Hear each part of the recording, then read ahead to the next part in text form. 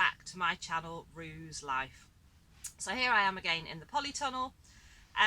It's pretty gloomy out there. We've all had these horrendous storms sweeping across the country, and I'm really hoping that you know, you guys watching haven't had too much damage, because I've seen some Facebook posts and some people's allotments and plots have just been destroyed. We have been really fortunate here. As you can see, I'm in the polytunnel, it's still standing, although I have to say, not that I would wish anybody's polytunnel to blow away, but I do believe that, you know, we put a lot of thought into the location of this polytunnel, and we have got the hedge windbreak along that side, and we've positioned it in such a way that it doesn't take too bad a hit. And also the quality. It was worth, if you're thinking of investing in a polytunnel, it really is worth going without for a little bit longer, putting that money to one side and investing in a really decent quality polytunnel. And I think the other reason that a lot of polytunnels will withstand more than others is if you use the trench method when you put them up. So that's where you have a trench. Once the polythene goes over the actual framework, it goes down into the trench, and then you backfill it, and that polythene is pulled taut. It just gives it that bit of extra stability. It's a lot of work, but it's worth doing. Anywho, enough on polytunnels. So as I say, we've had these storms. We've done really well, actually. We've had very minimal damage. We've had sort of branches down. We've had one tree come over and it fell onto a fence.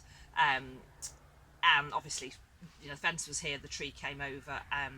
So yeah, we've had to bang in some fence posts and re-anchor the wire on that fencing. But the important thing is, you know, we weren't hurt, the structures and the buildings weren't hurt. The most important thing for me is none of the animals were hurt. They all coped. The biggest problem I'm dealing with at the moment is that it's just so wet. So since we've lived here, so it'll be coming up for 3 years in March. In fact, we were just laughing yesterday.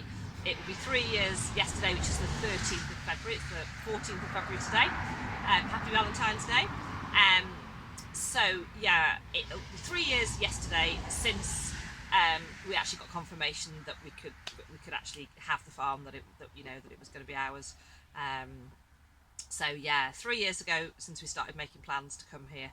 Such an exciting time, and I'll be honest with you, it has far exceeded our expectations. You know, we're so happy here. It's hard work, but it's wonderful.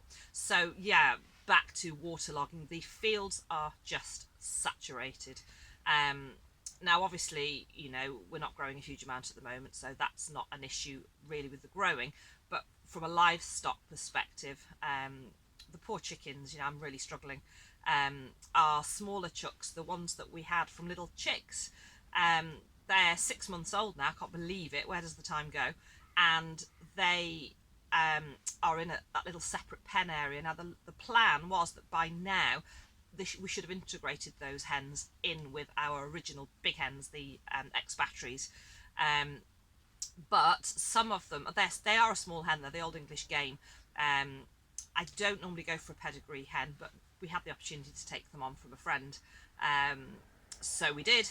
I generally rescue ex-bats, but we thought, you know, it'd be just nice to have some sort of special breed, and we always have liked the Old English game, so it was a nice opportunity to take them on, and also to have that experience of, you know, growing them. We had the mums with them as well. I'm not over keen personally on, you know, either buying eggs for hatching or buying day-old chicks. I do personally like them to be with their mums, so the fact that we had that opportunity to have the little brown mum and the little white mum with their chicks, and then as soon as they were old enough, the mums and the boys went back to the farm that we had them from, which left us with the girls.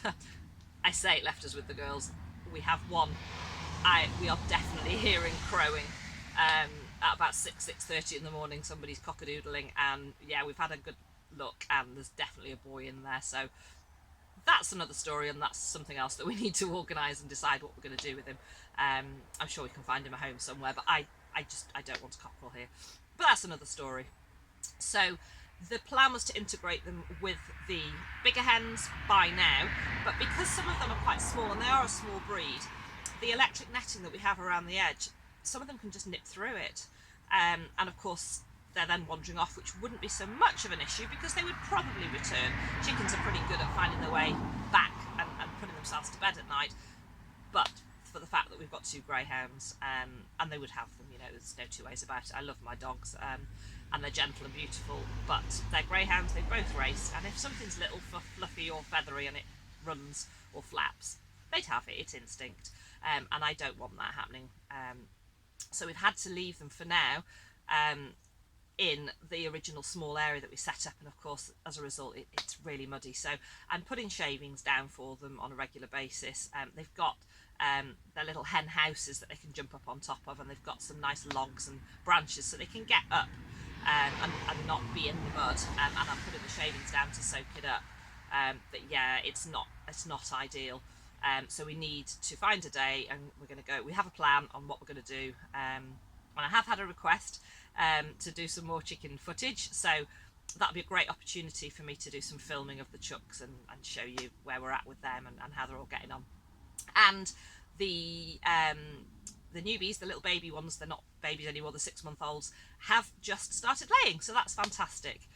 So from a wet point of view, I digress, the chooks we're just about coping with, although it's not ideal. The sheep, we do have a penned area with concrete, so we just call them in. They're pretty good if we shake a bucket, and they're standing in there to have a little bit of feed once a day just to get them out of the wet, because we do have to be careful with sheep with their feet in the constant wet weather. It's not good for them, they can get foot rot, and the horses, of course, we must be careful. Last year or the year before, I can't remember now, Garth actually had awful abscesses in his front feet, and that was when the weather was very wet. The soles of the feet can get very soft, and then any any little grits or gravels can pop through the soles, and then that gets sealed in, and of course you get this infection, which isn't nice. It's really, really painful for them, and left untreated it can be quite serious. So those are my concerns really. So I would just love for this weather to ease up. I've been feeling a bit down in the dumps, if I'm honest, just about the whole thing. It's not often I let the weather get to me, but yeah, it's really getting to me right now. Plus, again, I don't have an all-weather surface to ride on. We have an area which is a grass menage marked out. It's just too wet and too slippery, so I'm just not able to ride at the moment. So I've said to myself, well, it never does the horses any harm to have a break, so they're having a breather, and then when things dry up, I will get back on board. Worst case scenario, there's plenty of local places I could pop one of them into a trailer and tow them to an all-weather surface if need be.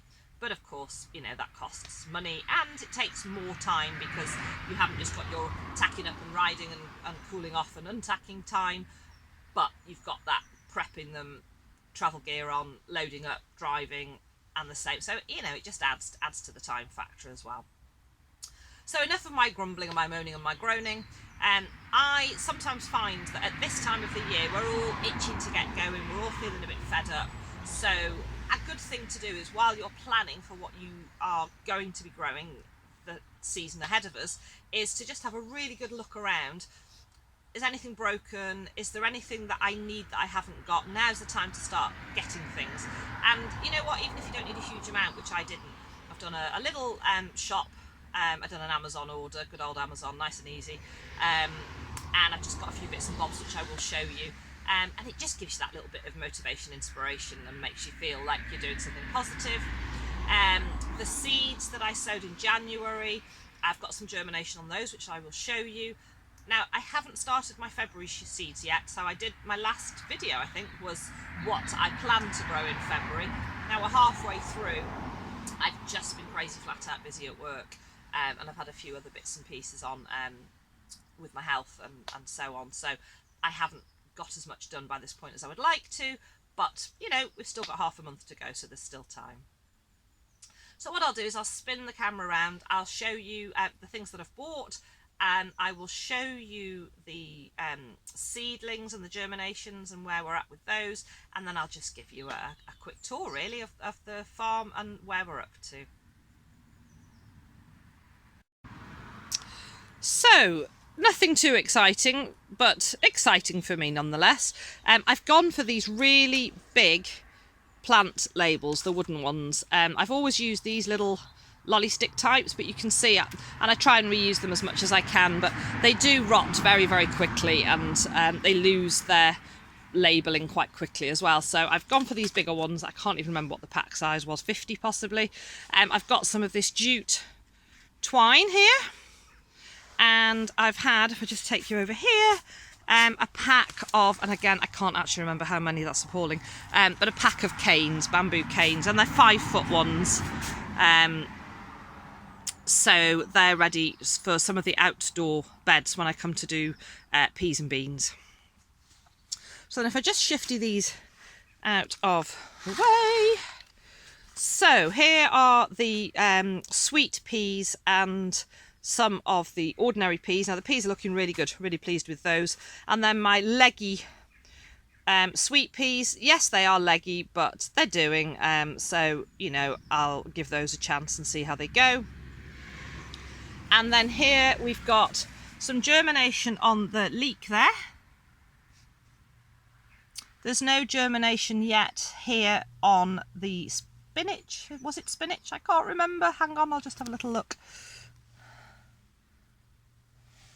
Oh no, they were onions. So the leek is in a different tray. Spinach. So we've got germination on the leek. We've got nothing on the onion. Here we've got coriander and spinach, and there's a tiny little bit. I don't know if I take the camera down, you might just be able to see. We've got little tiny shoots coming on the coriander. Here are some more peas. And the broad beans, I'm not quite sure what's happened to this one, but you can just see there's a little bit of green shoot coming there. I don't know why it's shoved across at one side of the pot. And there is a little bit of germination coming on these alpine strawberries. So that's really good. And then the polytunnel, nothing much has changed. I did think for a while that I had perhaps lost all my strawberry plants. Now, they're certainly not looking brilliant. And I did think, I'll just try and balance the camera, I did think I'd lost them all, but actually they're starting to just get some little leaves on the end. So I'm watering them and I'm hoping that they will come back. So here I am just outside the polytunnel. These beds, as you're aware from previous videos, are ready for planting, and the onions and garlic are doing really well in that bed. It's not too wet here, and it does slope slightly towards the road, which is quite useful. It drains quite well, and I'm really looking forward to getting this going this season, because obviously this has extended my growing space. And the positive thing here is if you have a look at the polytunnel, now I don't know if you had noticed from previous videos just how much algae was on the outside and the inside of the polytunnel.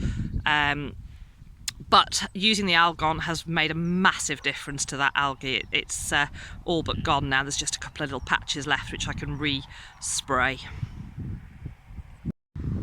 And here I am at the rhubarb patch, and there are just little bits of rhubarb starting to pop their little heads through, which I'm really thrilled about, because this is the rhubarb that I'd grown from seed, and I did wonder if I'd put it outside a little soon. But obviously not, it's coming back, and I'm hoping that's gonna do well for me. I do need to get on and do some weeding.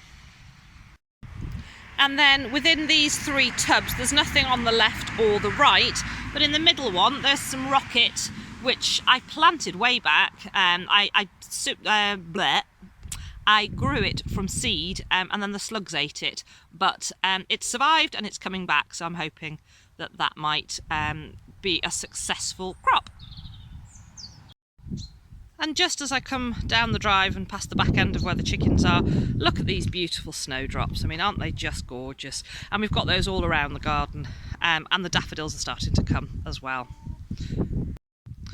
So I'm just standing on the driveway here. You can see Oh, hello Larry. There's little Larry. You might remember him as a little teeny tiny lamb. He's nearly a year old now and he's looking great. He's getting to be a cheeky boy. And there are the mare to you two. There are the 5 ewes. And you can just see we are just completely waterlogged. Right up to the gate there. The electric fencing there is all falling down. It got blown in the wind, but it's just too wet to deal with at the moment. So we're leaving that alone until the floods die back a little. And then, I don't know if you can see if I just move slowly. So the horses are in the top field there because generally that is the least waterlogged field because it's on a bit of a yump, but the ground there is absolutely soaked. So I am feeding, if I just move you across, so you can just see the big bale there. This is wrapped haylage, which has a slightly higher nutritional content and is not dry like just your standard bale hay, but it's not as soggy or as wet as silage. It's somewhere in between the two. And yeah, so the horses get a big load of that out in the field because there's not very much nutritional content left in the grass anymore. And the sheep actually quite like it. They get a little bit as well. So let's just go and see Larry. Hi, Larry. Hi, Larry. Hi, handsome. Are you coming to say hello? Come on then. Hi. Hi, little Larry. There he is, little man. Isn't he handsome? Yeah. He's such a handsome boy. Yeah. Go and play with your girlies. Not sure, are you?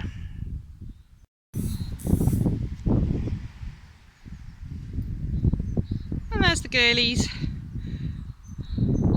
Dadding about and having fun. They don't care about the weather. So just while I'm out and about, this is the herb bed, if you remember me making that last year. The parsley's just fantastic, it's doing beautifully. Some of those herbs have died back there, so I will give everything a little trim and then we'll see. So here you can see beautiful snowdrops. They're just so pretty. Even on a dull day like today, they give a little bit of cheer. And then if I just take you slowly around, I'm sorry if it's a bit windy. Yeah, so you can see the pots that I had that were full of colour in front of the house. The majority of them are going to need weeding, and then I will replant those ready for the spring and summer. And then this little old cup here, my mum bought me 8 years ago now for my birthday, just as a little additional birthday present, and it's just been beautiful. Now, it's been frosted so many times that I daren't move it or even clean it because it'll fall to pieces. But it's so pretty, and they come every year. And then, unfortunately, the one little daffodil that was flowering in that pot did get wind damaged, but it's still got a bit of cheery colour to it. And then this is the bed that we had the sweet peas, and there's still the old dead sweet peas. I still haven't got around to pulling those down. Calendula, which have self-seeded, and some of them are coming again. And then we also had, trying to remember what else was in there. There was some Californian poppy, which looked really pretty. They did get a little bit overcrowded by the other plants, and we had nasturtium in there as well, which again I'm hoping will have self-seeded. So I'm hoping that this year in this bed we will have the calendula, the nasturtium and the sweet peas. And here we are just having a wee look at the chickens. So this netting, this fencing really needs some attention. Again, the winds have sort of got hold of it a little bit and it's looking a bit precarious, but it's still doing its job. The chickens are happy. So it's not too bad in here, but as I say, the little chooks that are in there, I really need to deal with that. I'm putting fresh shavings in daily, but of course that's building up, so then we're having to muck it out. So it's turning into a bit of a task, but we're going to set some time aside very, very soon in the next week or so and address this situation. But here they are dadding about, looking happy, scritching and scratching. We get 1 egg a day from these girls, and as I say, the newbies over there, they have actually started to lay. Just today we had 2 little eggs from them, so that was very pleasing.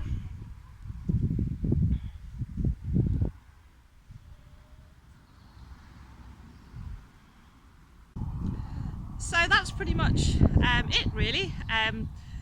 As I say, it's wet. It's not so cold today, but it's pretty miserable. Little Gertrude here is not very impressed with the wet, are you, Gertrude? So from me and Gertrude and everybody else here on our little farm, thank you ever so much for watching. I hope you're all well. Take care, and I'll see you all again soon. Bye for now.